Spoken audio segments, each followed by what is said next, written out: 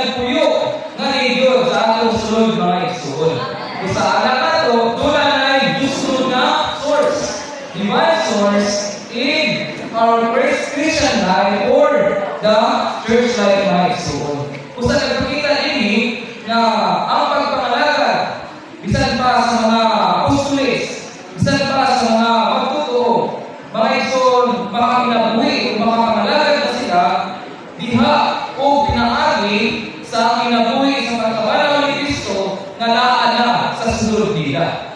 So, dili lang sa sulod nila, kundi bisan pa nato mga magtutoo nga nakabato na sa kinabuhi sa atong Diyos. Isa, salamat sa Ginoo mga igsoon nga ang kinahanglan nato sa kabutang, pagwato nato ang Diyos ng kinabuhi, then sa lain ng kabutang, ikinabuhi nato ang kinabuhi na atong mabatunan gikan sa Diyos ingon nga atong bahagi mga igsoon. Amen. So,